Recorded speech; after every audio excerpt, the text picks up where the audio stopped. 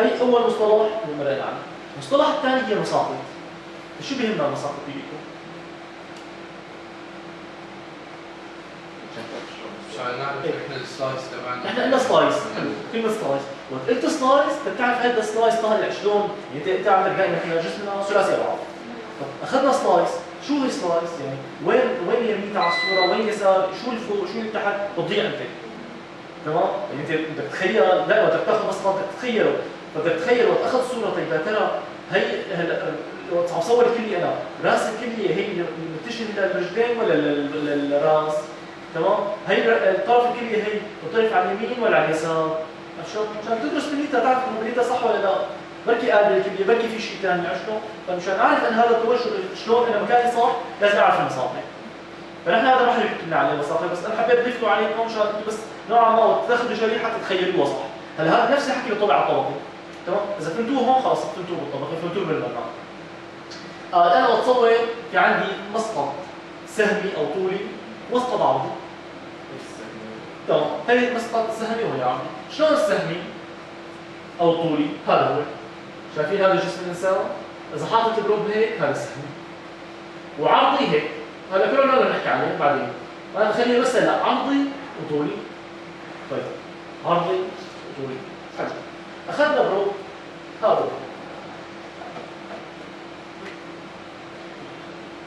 او خلينا ناخذ هذا البروب الثاني.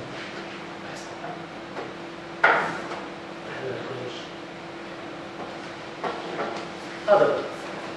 تمام؟ هذا البروب اللي يصور فيه انا. شو عرفني انا هو وين يمين وين يسار البروب؟ البروب اليمين واليسار. عشان نحط شلون؟ يعني هي الصورة انا عم صور انا تطلع صورة. شلون اعرف انا يمين ولا يسار الصورة؟ في اشارة. شاطزين اللون هذا البني هذا بوشه. تمام؟ هلا هذا بوشه المعيار تبعي. هلا بالمسقط الطولي دائما بصور خلي البوشه لفوق وباخذ هيك. تمام؟ هلا اخذتها هيك، الصورة شلون بدها تطلع؟ شلون بدها تطلع؟ كأنه عم يطلع هيك كان اصله هيك شخصه هيك طالع، تمام؟ طيب طلعت الصورة معي، هلا اللي بتطلع الصورة تبعي هي الصورة اللي ورا، على اليسار اللي هي السجفة. عاملين لك في شيء اسمه انتيريور posterior وانفيريور وسوبيريور. شو هو الانتيريور والبوستيريور؟ وين الانتيريور؟ وين البوستيريور؟ وين السوبيريور والانفيريور؟ سوبريور امام. سوبيريور امام وين امام؟ يعني هذا هو هي الصورة. طلعت معي الصورة هيك بدها تطلع هيك بالشكل هيك يعني شلون بدي لك اخذ شريحة مثل هيك اخذ شريحة يعني هيك بتطلع الصورة. طيب الصورة تمام؟ هي الصورة. اللي قريب من الواحد دروب شو؟ سوبريور. تمام؟ واللي ورا انفيريور. يعني مقترب على بلوك سوبريور. واللي على الناحية العمود الفقري هو بوستيريور هيك او انفيريور يعني. علما انه شو قاعد لا والله شو هو السوبريور؟ سوبريور لهيك. لهيك لفوق سوبريور واللي تحت انفيريور. واللي قريب عن البروب واللي قريب على هي فوق وتحت تمام. واللي عندنا هي الفريق شو اسمه الانتيريور شو؟ الانتيريور هي قريب قريب البرو. طيب فكرة حلوة ولا لسه؟ فكرة حلوة؟ ولا تمام؟ يعني كأننا نحن عم نطلع من عند انه من عند الشاشة عم نطلع عن سريع. لا عم تطلع على ايدي، انت ما مثل هيك ولا بطلع. وين المشكلة؟ وين الصورة؟ شو؟ حبسط عليك. أنا عم صور تمام؟ كأني آخذ شريحة. كأنه عم تطلعوا من هون. فإذا أنا مصوص من النص مثلا أنتوا عم تشوفوا الطرف تمام؟ فمثلا الكلية مصوص من هنا وهون الكلية تمام؟ طيب هلا عشان تعرفوا هي أنا كشخص في عندي أمام وخلف صح؟ أمامي اللي هو قريب على البرو وخلفي هو اللي بعيد عنه تمام؟ فأمامي شو هو؟ أمامي هو الانتريور وبوستيريور يعني خلفي هي الترجمة الحرفية فأمامي وخلفي خلص تمام اللي قريب على البرو ومبتعد على البرو. طيب أنا الصورة ثنائية بعد ولا أحادية بعد ولا ثلاثية بعد؟ ثنائية ما أنا أخذت الطول يعني رايح راجع قدام وورا هلا بدي يمين ويسار شلون بدي اخذ يمين يسار؟ يمين يسار عمل لك اليمين يسار الصورة يا الجزء في جزء رايح على الراس وجزء رايح على الجنب. فهي يمين ويسار الصورة. تمام؟ ما واضح. ما واضح بدي. انت واضحة؟ انا مشان هيك عم تصطاد الجاي.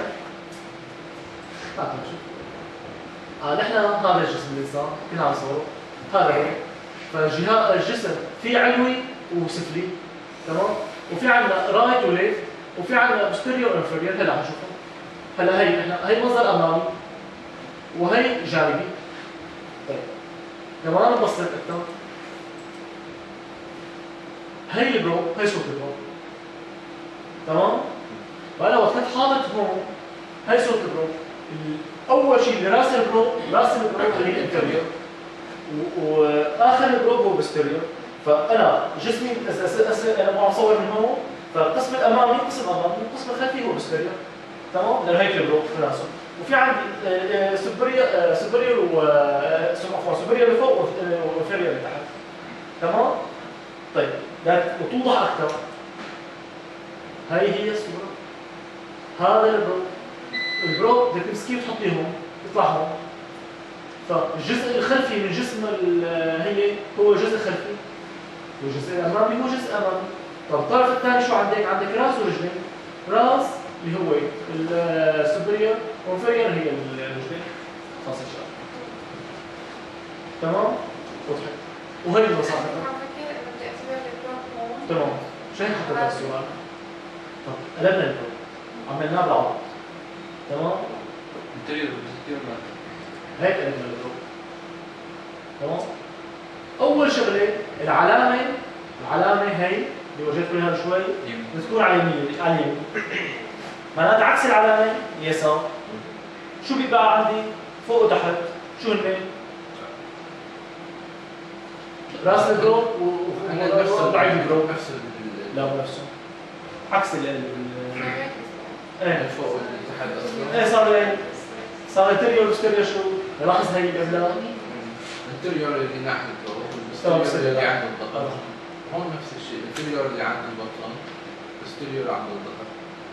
ما هيك؟ ايه بس انت وين الانتريور والبوستيريور؟ انتريور وبوستيريور وين؟ فوق وتحت. ايه وهون فوق. وين واحد متجه للراس وين واحد للرجلين؟ ما في اتجاه للراس والرجلين صح؟ لا هون ما بتطلع معنا راس. ما بتطلع راس والرجلين؟ لا.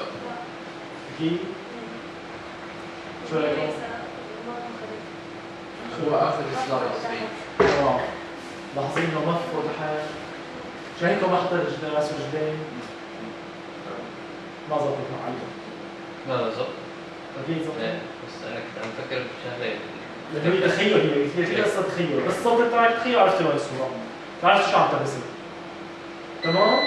هي الاستوديو. فهي اي برو اول شيء برو وشه لازم لفوق او برو وشه لازم لفوق. وبعدين بتبدا الصوره. يا الصوره قريبه على البرو بتكون امامي خلفي. تمام؟ اذا حسب انت شلون الجهه تبعك واذا طولي بتجي على راس رجلين اذا هي يمين يسار. هي خلص تمام. طيب شلون تتولى الصوره بالايكو؟ خلينا نشوف. And the basic physics and its clinical concepts. Ultrasound imaging systems use a transducer, also called an ultrasound probe, to send sound waves into the patient's body. These sound waves bounce off different tissues within the body and return to the transducer. The returned sound waves, or echoes, are processed by an ultrasound engine to produce a black and white image of the organs. تمام؟ ما وصفة صوتية، العكس راح تدوس فاصلة رجعت. بنى الصورة وطلع الصورة اللي عندنا. طيب خلينا نشوف. الصورة شو بتعتمد؟ مثل ما قلنا العلاقة بالمسافة والزمن. فأنا عندي كتاب قيسها هون، قال قديش بلشنا زمن صفر، بعدين رحنا على زمن بي، بعدين على زمن سي. تمام؟ فقديش الزمن اللي رايح وراجع فيه؟ مثلا 0.52. بدك عندك السرعة مالها 1540. تقسم السرعة على ما هي بيطلع لك قديش المسافة، قديش الزمان، من هون جايين يعني. طيب الصورة وقت تتشكل، شلون بتتشكل؟ تنبنى الصوره شلون؟ خلينا نشوف. Is a cross-section inside the patient that is formed line by line in front of the transducer. Here, we see how a typical image of the right kidney would appear on screen as the user positions the transducer at different angles. To produce images, an electric current is applied to the elements in the transducer. This generates a transmitted pulse, or a sound wave, propagating through the patient. The sound travels rapidly through human tissue at approximately 1,540 meters per second. As the sound wave reaches internal structures, reflected waves are sent back to the transducer surface. The waves are processed to generate black and white images.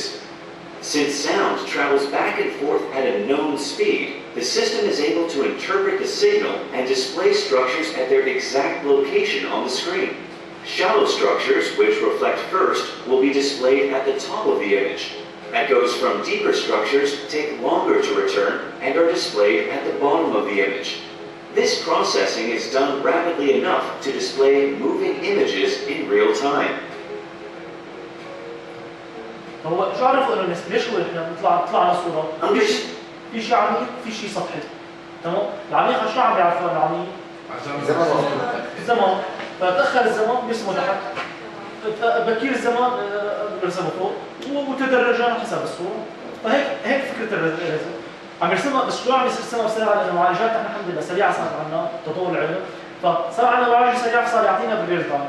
فانت بيبعت صور بيرسل امواج صوتيه وبيلتقطها هاي كامل المسافه اللي عم يدرسها وبيرسم الرسمه كلها باقل من خلينا نقول هلا في اطارات مثلا 700 اطار او 800 اطار بالثانيه. ف 800 رسمه هي العمليه تنعاد 800 مره بالثانيه. فهي السرعه اللي بدنا نحققها. تمام؟ هي بالنسبه لتشكل الامواج الصوتيه. طلعوا شلون؟ وبترسم لاين باي لاين ما قال لك لاين باي لاين، شلون لاين باي لاين؟ هيك خط خط بتبعت امواج صوتيه بتستقبلها كريستاليه، بتبعت كريستاليه تستقبلها، بتبعت كريستاليه تستقبلها، هذول بيجمعوا مع بعض طلعنا صوره. بعدين بيدمجوا. طبعا في احيانا بتلاقي فواصل سوداء بيناتهم. بمعالجه الصوره نحن نلعب فيها نلعب بها الفراغات. تمام؟ شايفين شلون؟ خط خط خط خط مجموع الخطوط بيطلع لنا الصوره تبع الصوره التوبستونايت تبعنا. الطبيب لما يكون لحظه هلا هي الحركه بده يعملها الطبيب لا هو الجهاز فيه محرك فبيطلع شلون اذا كان فيه محرك او هيك حنحكي عن انواع المربات بالتفصيل بالدرس الجاي.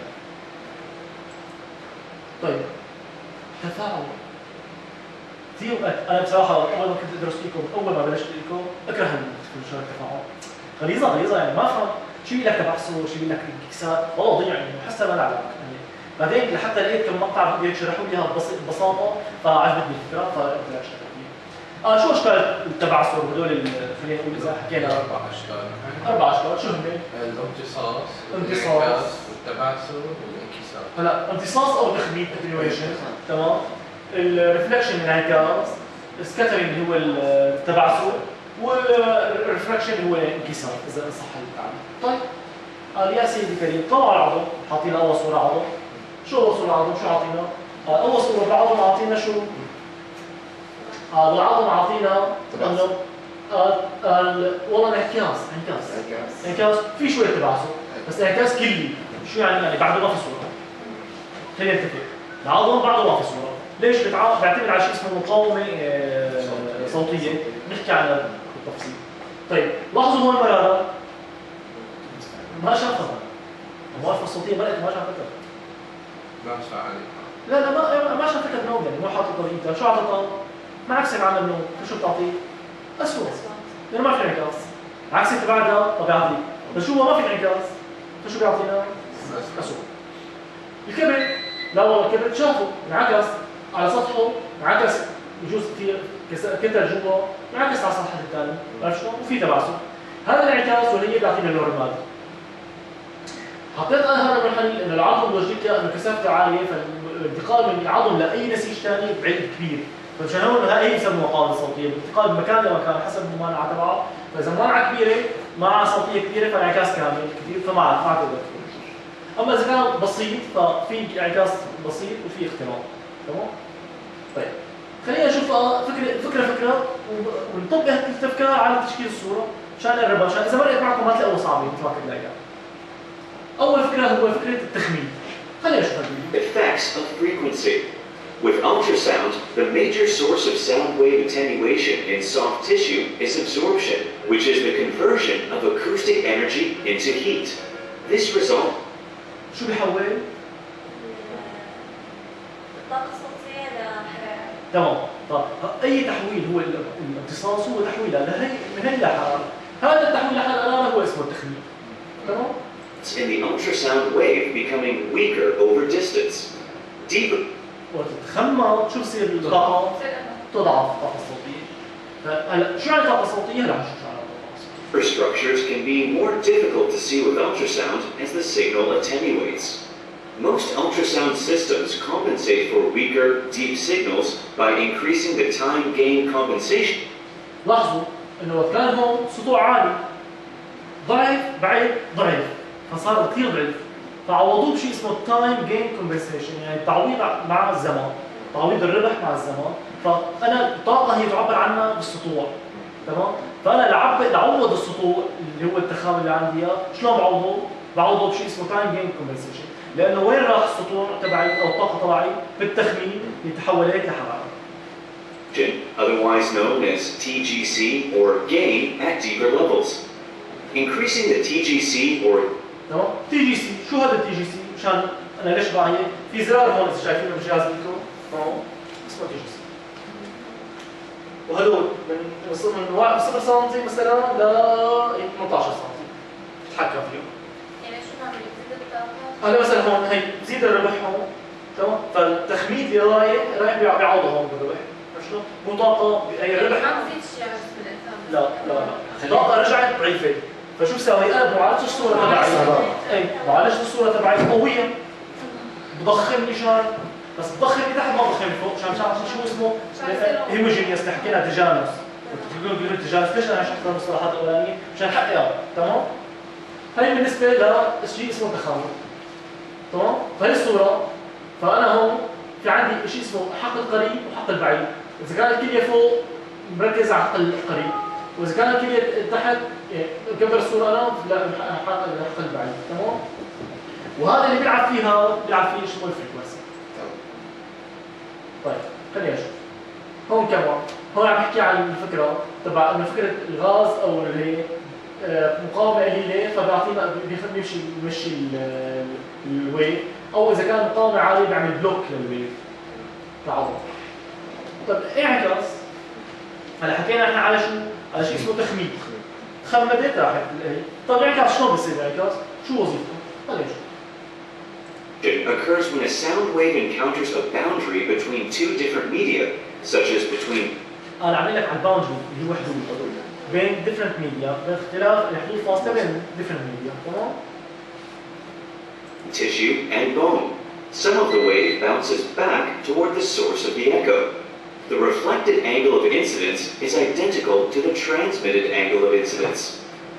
شو هذا؟ زاويه السقوط تكون متماثله لزاويه الانعكاس، تمام؟ يعني زاويه النازله مثل زاويه الانعكاس. فاذا كانت 90 الانعكاس كامل، اذا ممكن 90 هيك، عشان هيك دائما بتحاول انت تكون عمود على العضو وقت عم تصور مشان يطلع السطوع كامل، مشان يطلع اوضح، تمام؟ وهي لعبه بالالتراساوند. طيب خلينا نشوف بالعظام، العظام شو بصير عندنا؟ Structures such as bone are strong reflectors, which شو بسميه هون؟ هارد ريفليكشن، تمام؟ يعني انه انعكاس قوي، تمام؟ فشو بيعطينا؟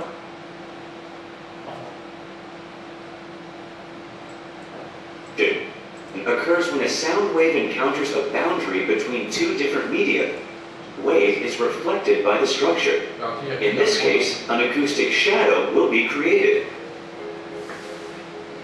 لاحظي acoustic shadow ببين معنا، فبيطلع عندنا ظل اسود اللي هي تحت العظم، فما بيبين عنها. هي بحال وجود العظم. تمام؟ Scat. تبعثر بيكون وين؟ وشو بيعطينا؟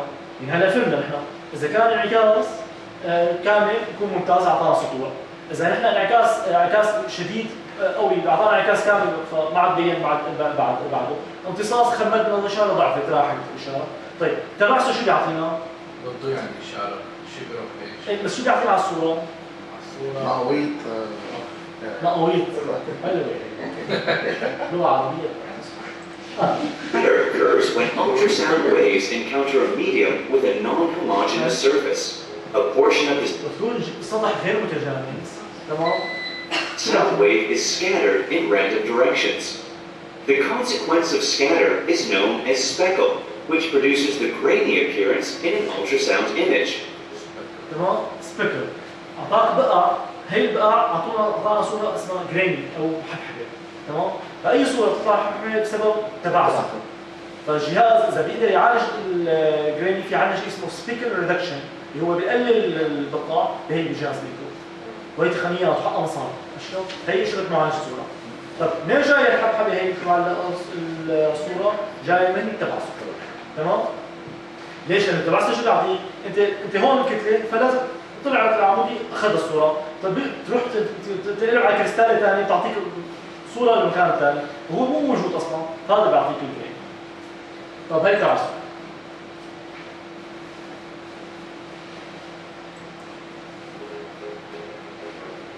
For sound to travel through the body, the medium must be acoustically coupled. Since ultrasound is reflected by air, we need to use gel, and there has to be proper contact between the transducer and the patient. When air is trapped between the transducer face and the لاحظوا وقت يكون على الهواء عم يعكس دغري ما عم ينتقل، شلون؟ كمان الهواء وقت انت عم تنتقل الهواء عم يعكس دغري، فنحن شو بدنا نساوي؟ بدنا نخليه على تماس مباشر بدنا نخليه على تماس مباشر او نحط له جيل مشان يعطي تماس كامل. هذا الجيل بينقل الصوره من البرو لجسم الانسان. فهذا هي فمش هيك عم بسموه توصيل صوتي، هذا توصيل اكوستيك كوبلينج تمام؟ فلازم يكون في توصيل كامل. ونحن اشارتنا ميكانيكيه بدون توصيل بالهواء بتضيع تمام؟ عشان هون نضاعف الفكره. يعني نفس مبدا تفتيت الحصى ما هيك انه بيحطوا له وساده مائيه. وساده مائيه طبعا طبعا. لانه كمان مصطفى. انت قلت له تمام طلعت مجال كبير، طلعت مجال كذلك. 300 كيلو. طيب كل هاللعب نحن عم نلعب على شيء اسمه تردد. شو علاقه التردد بالصوره؟ كل ما كان التردد اكبر بيكون العقد والاختراق اقل. ليش؟ حسب. طب قربوا لي الصوره، قربوا لي الفكره الربا. هلا له علاقه بطاقه الاشاره، فاذا كان التردد لا الطاقه غير تردد. صح؟ عشان ما تتخامل. ما في علاقه بيناتهم. ايه بس الطاقه انت الطاقه علاقه بالامبليتيود. تردد بالمركبتين المختلفتين. صح. فهي حالة فهي التردد شو العلاقه التردد بالعمق؟ التردد بالعمق، يعني انه ليش اعمق؟ ليش اعلى التردد بالعمق؟ خلينا نشوف هذا المثال. احسن مثال لنقرب الفكره نحن دائما كنا نقرب كاميرا قربنا اكس راي فقربوا لي وانا هلا زرعت بيتك شاعل الموسيقى تمام او جيرانك خلاص دير خلاص شاعل موسيقى بالليل قبل ما تنام ان شاء الله بتريح خصوصا عند الدراسه بيشعل موسيقى بس موسيقى شلون بيشعلوها؟ انت ما بتسمع الا صوت واحد هو الباص هذا دج دج دج. ليش هذا بتسمعوا الصوت الاساسي؟ حتى التردد التردد القديم بيخترق جدا بيصير عندك اما الصوت الظريف ما بتسمعه فبتسمع الدج انت تمام؟ فهي اسمها هلا شو اسمها هي؟ Demonstrate the concept of sound frequencies is listening to loud music played in the home next door. The bass, or low frequency, is often heard through the wall. Higher frequencies are often attenuated or absorbed by the walls of the home. One cycle of a sound wave is composed of a complete positive and negative pressure change. The distance traveled during one cycle is called the wavelength. The frequency of the wave is measured in cycles per second, or hertz. Audible ranges of wavelengths heard by humans are between 16 and 20,000 hertz. Ranges higher than 20 kilohertz are not heard by humans and are considered ultrasound. In the case of typical ultrasound imaging, the frequency range is between 1 and 20 megahertz. Smaller piezoelectric elements vibrating relatively faster generates higher frequencies. Larger piezoelectric elements vibrating relatively slower will create lower frequencies. تمام؟ فنحن حتى نولد تردد عالي، تمام؟ شو قالوا؟ قال الكريستالات الصغيرة بتهتز أكثر فبتعطيك تردد منخفض. إذا والأعلى أعلى. هلا عندي سؤال. إيه. هلا هو معناها التردد الكريستالي يعني بحجم الكريستالي ولا بالجهد اللي مطبق عليه؟ لا بحجم. حجمه. طيب جيل شو بيساوي؟ يعني الكريستالي ما بتعطيني غير تردد واحد؟ هلا الكريستال في الكريستالات القديمة كان تردد واحد، بس لعبوا على حجم أطوال الكريستالات أو أحجام الكريستالات حتى يعطوك ترددات مختلفة. تمام، صارت كل كريستالة بتعطي رينج معين. او هلا طوروا لعملوا كريستاله وحده ولعبوا بالخليط تبعها لحتى قدروا يعني، بس شو طبيعه اللعبه ما عم نعرف، ما ولا في ولا اي بينهم هلا تجربه. طيب الفولت شو بيعمل؟ هو بزيد الامبليتيود؟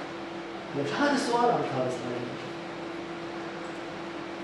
مو هذا. هلا احنا خلينا بس نركز على الفكره انه لور هي تمام.